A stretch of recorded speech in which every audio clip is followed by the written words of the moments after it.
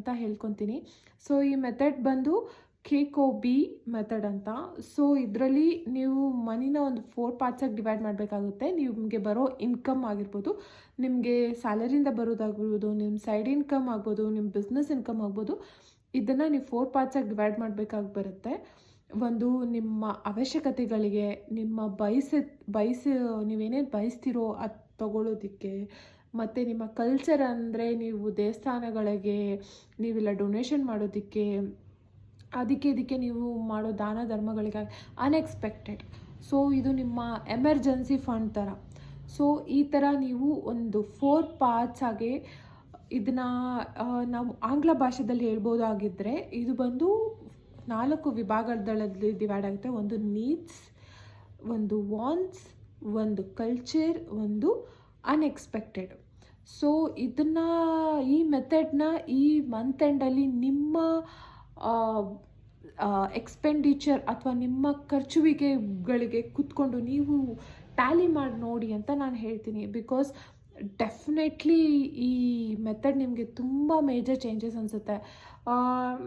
ಈ ಮೆಥಡ್ ನಿಮ್ಮನ್ನಲ್ಲೇ ಒಂದು question mark ಹುಟ್ಟಿಸುತ್ತೆ. ನಿಜವಾಗ್ಲೂ ನಾನು ಇದನ್ನ ಖರ್ಚು ಮಾಡ್ತಾ ಇದು ನಂಗೆ ಬೇಕೇ ಆಗಿದ್ದಿಲ್ವಲ್ಲ, ನಾನು ಏನಕ್ಕೆ ಖರ್ಚು ಮಾಡಿದೆ ಅಂತ ಅನಿಸುತ್ತೆ.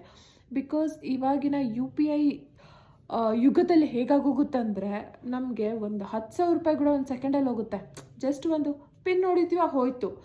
ಅದೇ ನಾವು ದುಡ್ಡು ಕೈಯಿಂದ ಕೊಡ್ತಿದ್ದಿದ್ರೆ 10,000 ರೂಪಾಯಿ, ಅಯ್ಯೋ 10,000 ರೂಪಾಯಿ ಕೊಟ್ಟನಲ್ಲಪ್ಪ ಅನಿಸುತ್ತೆ.